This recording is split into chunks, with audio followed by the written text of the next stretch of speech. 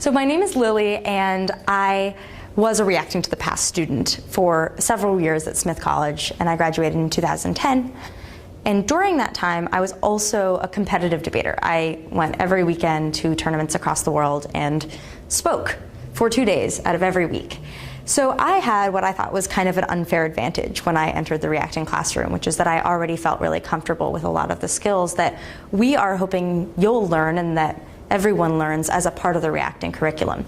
So I pointed out to a professor that we should build a curriculum specifically around those skills and around becoming a strong speaker that focuses on specific, concrete, actionable things that you can do to improve in that capacity.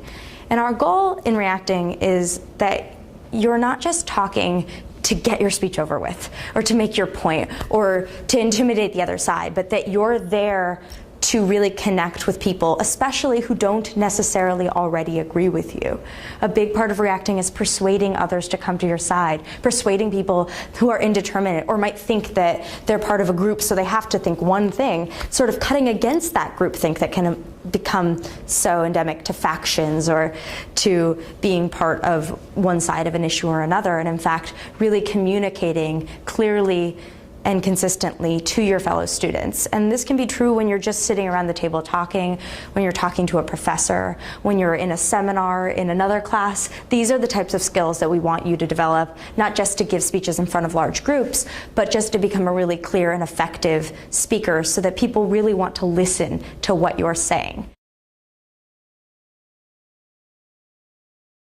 The way this curriculum in this session is set up is that you're going to have a partner, and we're going to go through 6 specific skills that will help you become a stronger speaker in seminar, across the table, debate, giving a formal speech, any setting in which you're going to be called upon to speak anything more than casually, basically. And the idea is that we're targeting specific skills, and then you can pick goals throughout the semester and specific skills that you want to work on, and then your partner can help you stay accountable to those goals by checking in with you about something specific rather than just saying like, oh, your speech was good, or like, oh, your speech was kind of okay. That's not helpful, right? When someone just gives you that sort of general feedback or criticism, it either makes you feel bad about yourself if they say that it wasn't good but they didn't give you something to improve, or it just doesn't really help you at all if they just tell you it was good all the time. So the idea is that we pinpoint specific skills so that you can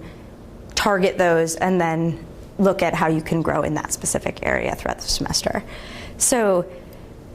basically what we're going to do is introduce a skill, and you're going to try it, and then your partner's going to give you feedback, and then you're going to try it again and immediately implement that feedback. There's a little sheet that you'll find that's a check-in sheet where you can see there's like, and you can pick which one of these that you're working on and then have a check-in date, and then you know where you're going to be watching that person, and then you just meet for a couple minutes after a class and say, here's what I noticed, you did really well, and here's where I saw you faltered. Maybe it was when you were getting nervous or you started speaking faster, so you used more questions. So really trying to hone in and use the language and the skills that we talked about as the basis for your criticism. And then, you know, the next time around, looking for the same skill and then seeing if there was any improvement.